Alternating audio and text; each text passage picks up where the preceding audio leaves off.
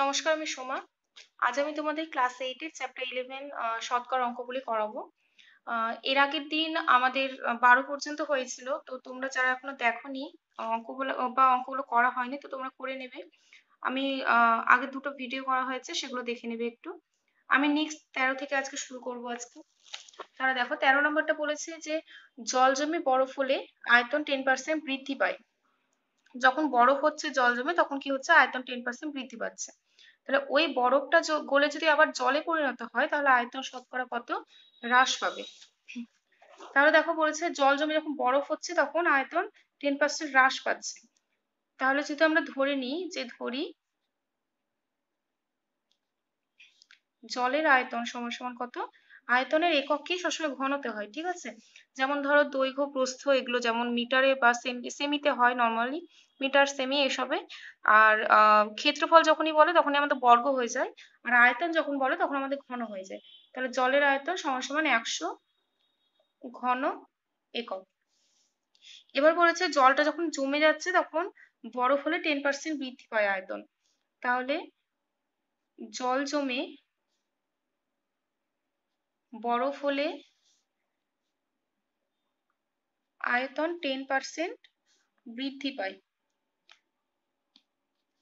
তাহলে আমাদের ছিল কত দেখো 100, 10% বৃদ্ধি পাওয়া মানে কি, তাহলে অতএব বরফের আয়তন কত হবে, অতএব বরফের আয়তন সমান সমান কত হচ্ছে, এটা নর্মালি তোমরা 10 ইন্টু সরি 110 করে দিতে পারো, বা আমি যদি আগের প্রসেসই দেখাই তাহলে এর থেকে বাড়ছে, তার মানে কি 100 প্লাস বাড়ার জন্য প্লাস 100 ইন্টু কত 10/100, তাহলে কত হয় 100 প্লাস এটা কেটে যায়, মানে 110 ঘন একক। আচ্ছা, তোমরা এটা একটু শর্ট প্রসেসও করতে পারো। যেমন ধরো আমি যেগুলো এর আগে দেখিয়েছি সেগুলো ডিটেলসে দেখানো হয়েছে, যে এখানে এরকম করতে পারো যে 110 ইন্টু যে যতটা বৃদ্ধি বলবে তার সাথে 100 গুণ করে দেবে জাস্ট। তাহলে কি লিখতে পারতে এখানে 110 ইন্টু 110/100, ঠিক আছে। তাহলে সরি 100 ইন্টু 110/100 লিখতে পারতে, মানে আয়তন যখন বৃদ্ধি বলবে তখন প্লাস করবো 100 সাথে, যখন মানে হ্রাস বলবে তখন মাইনাস করে দেবো। আচ্ছা, তাহলে এখানে দেখছি যে বরফের আয়তন কত হচ্ছে 110 ঘন একক। এবার বলছে এই বরফটাই যদি গলে আবার গলে যদি জলে পরিণত হয় তখন কি হবে, আয়তনটা হ্রাস পাবে। তাহলে বরফ গলে জলে পরিণত হলে আয়তন হ্রাস পায়। কতটা পাবে দেখো, এখন কত 110, আর আগে কত ছিল 100 ছিল জলটা, তাহলে হ্রাস কত পাবে 10 ঘন একক হ্রাস পাবে। আচ্ছা, তাহলে বলেছে আমাদের যে শতকরা কত হ্রাস পাবে। দেখো বরফটা গলছে জলে পরিণত হচ্ছে, তাহলে যে শতকরা যে হ্রাসটা পাবে সেটা কার উপরে পাবে, বরফের উপরে। অতএব শতকরা হ্রাস পায় সমান সমান কত 10/110 ইন্টু কত 100। তাহলে এখানে দেখো কত হচ্ছে 100/11, এটা মানে হচ্ছে ভাগ করলে পাই আমরা 9×1/11, 9×99 100, তাহলে এত পার্সেন্ট। তাহলে অ্যান্সার তোমরা এরপর লিখবে যে বলেছিল যে বরফ গলে জলে পরিণত হলে আয়তন কত হ্রাস পাবে, অতএব আয়তন শতকরা হ্রাস পাবে 9×1/11 এত পার্সেন্ট। আচ্ছা, এবার 14 নম্বর অঙ্কে আসছি। 14 নম্বর বলেছে যে উৎপল বাবু অধিক ফলনশীল ধান বীজ ব্যবহার করায় ধানের ফলন 55% বৃদ্ধি পেয়েছে। আচ্ছা, তারপরে বলেছে যে কিন্তু তার ধান চাষের খরচ কি হয়েছে, আগের থেকে 40% বেড়েছে। আগে উৎপলবাবু জমিতে 1200 টাকা খরচ করতেন। দেখো উৎপলবাবু আগে খরচ করতে হতো 1200 টাকা, এখন তার 40% খরচটা বাড়ছে। আর আগে ফলন কত টাকার হতো 3000 টাকার, তাহলে এখন বৃদ্ধি পাচ্ছে কত পার্সেন্ট, 55% বৃদ্ধি পাচ্ছে। তাহলে বলেছে যে এখন অধিক ফলনশীল ধান বীজ ব্যবহার করায় তার আয় কত আর বাড়বে না কমবে সেটা বলেছে। তাহলে চলো এটা হচ্ছে আমাদের, এটা 14 নাম্বার। তাহলে ফার্স্টে বলেছে যে তার যে পূর্বে যেটা ছিল খরচটা, পূর্বে খরচ হতো সমান সমান কত 1200 টাকা। আর ফলন কত টাকার হতো?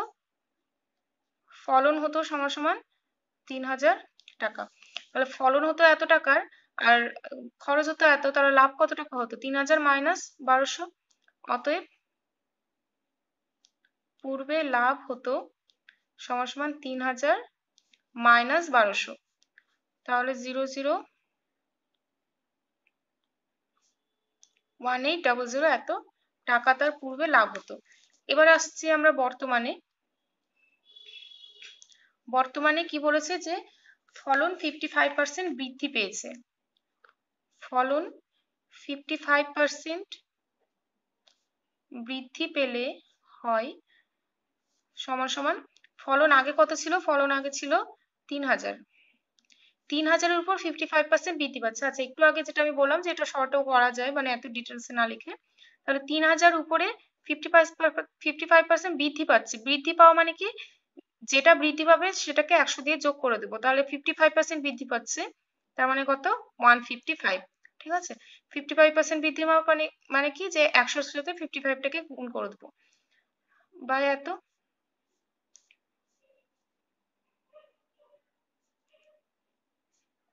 তাহলে ফলন হচ্ছে বর্তমানে এত টাকার। আর বলেছে যে খরচ বেড়ে গেছে কত? 40%। খরচ বৃদ্ধি পেয়েছে 40%। তাহলে আচ্ছা, খরচ এটা লিখছি না, খরচ 40% বৃদ্ধি পেলে হয়, বৃদ্ধি পেলে হয় সমান সমান খরচ আগে খরচ পূর্বে কত ছিল? 1200। 1200 ইন্টু 40% বৃদ্ধি পাচ্ছে, তার মানে কি 140/100।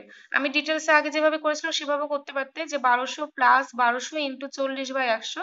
তো এটা হচ্ছে শর্ট একটা প্রসেস, এভাবে করলেও হয়।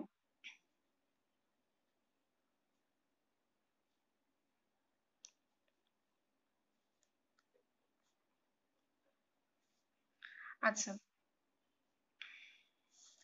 তাহলে এখন বর্তমানে দেখো তার মানে ফলনটা হচ্ছে এত টাকার আর খরচটা হচ্ছে কত? এত। আচ্ছা, এবার আমরা বের করবো তার বর্তমানে লাভটা।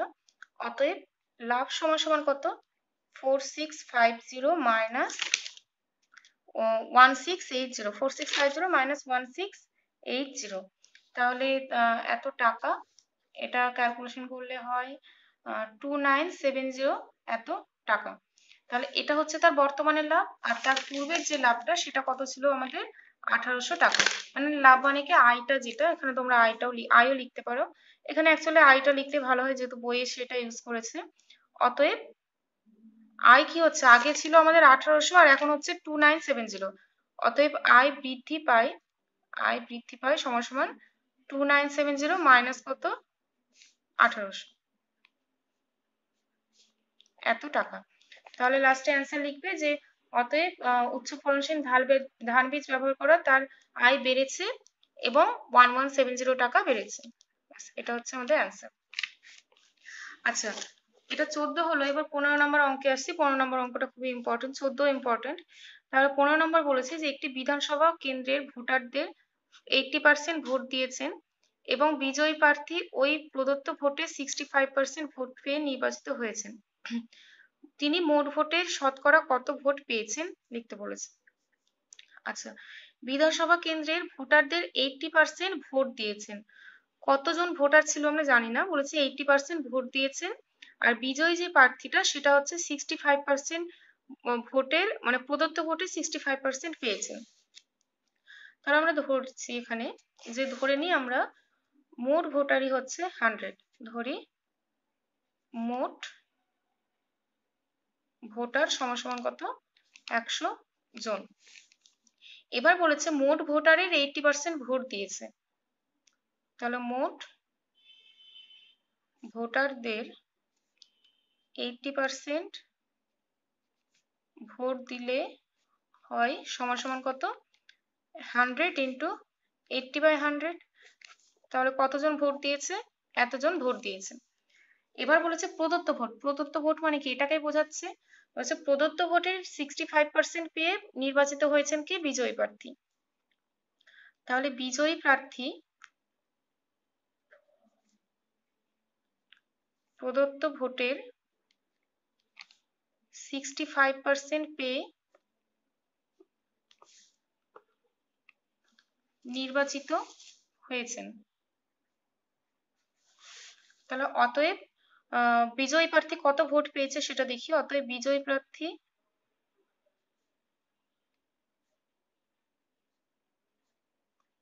ভোট পেয়েছেন সমান সমান কত, প্রদত্ত ভোট মানে এটা এর 65%, মানে 80 ইন্টু কত 65/100,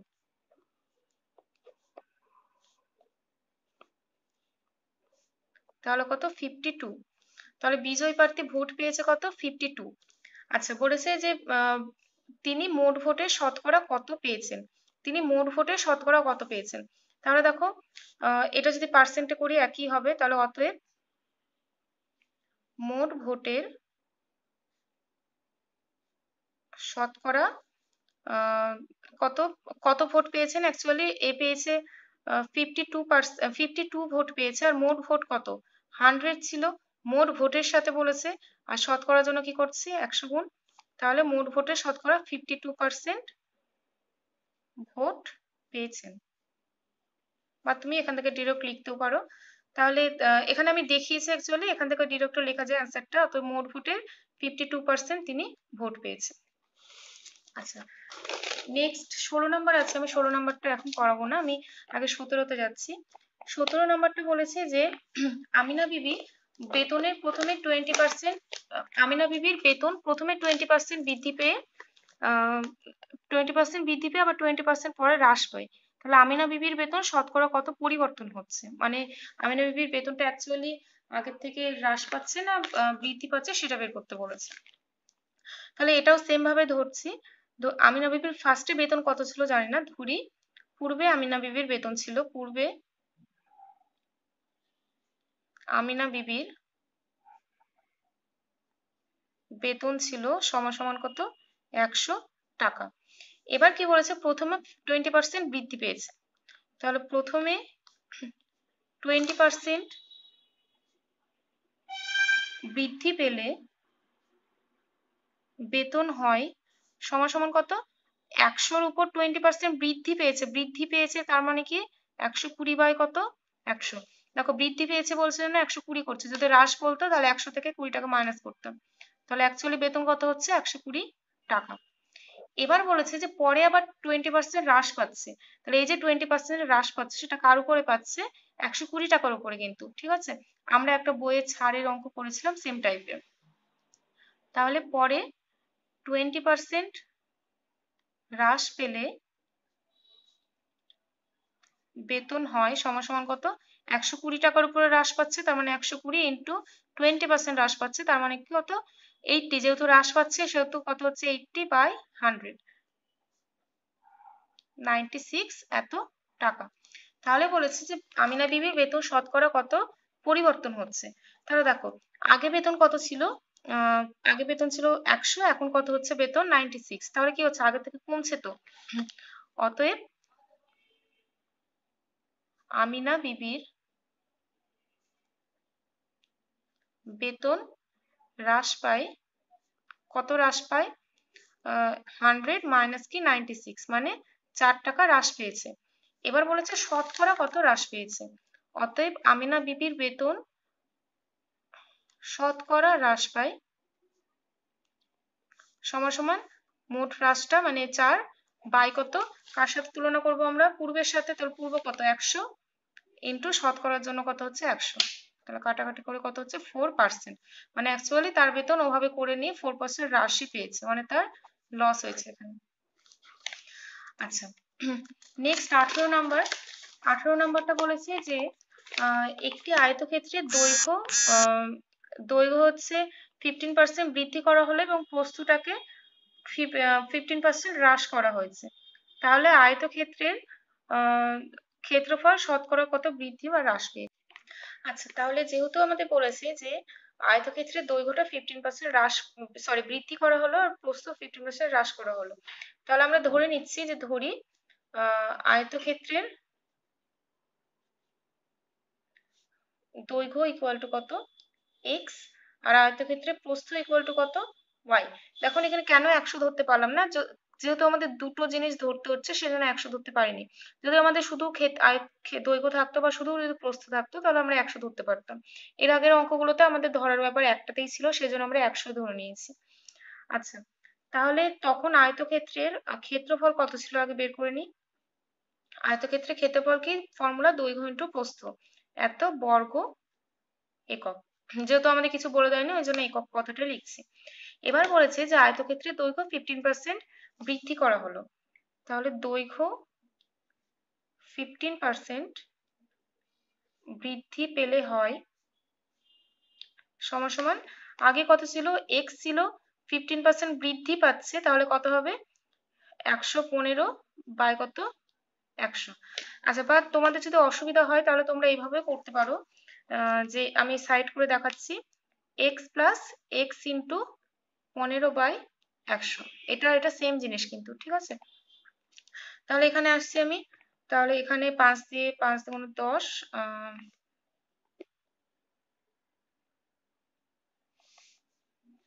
তাহলে হচ্ছে 23x বাই কত 20 এত একক। আর কি বলেছে, প্রস্থটা 15% হ্রাস করা হলো। প্রস্থ 15% হ্রাস পেলে হয় সমান সমান, প্রস্থ কত আছে y, তাহলে y ইন্টু 15% হ্রাস মানে কি 100 থেকে 15 বাদ মানে 85/100, তাহলে হচ্ছে 17y/20 এত একক।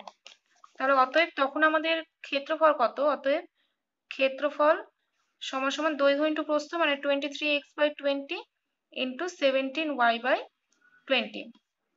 তাহলে এটা এখানে হচ্ছে একক হবে বর্গ একক, বর্গ একক লিখবো।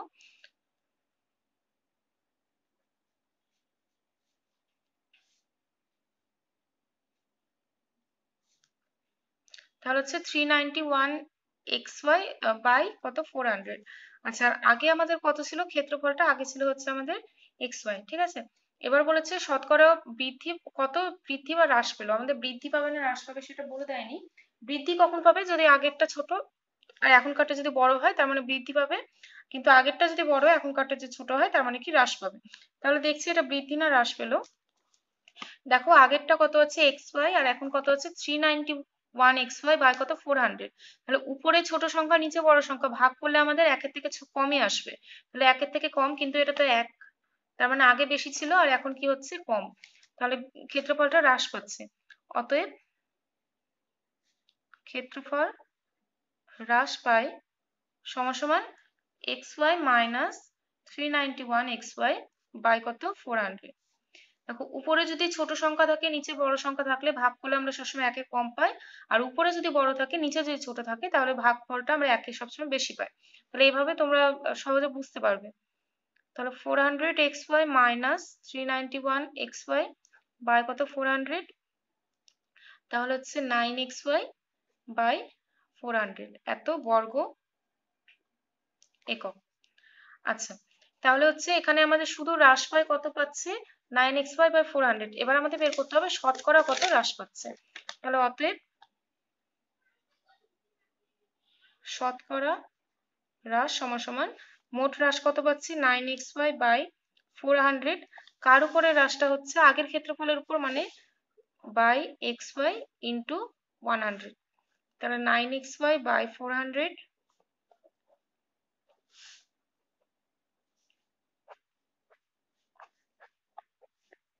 তাহলে 9/4 মানে কত 2.1/4 এত পার্সেন্ট আমাদের কি হচ্ছে শতকরা এত পার্সেন্ট আমাদের ক্ষেত্রফলটা হ্রাস পাচ্ছে।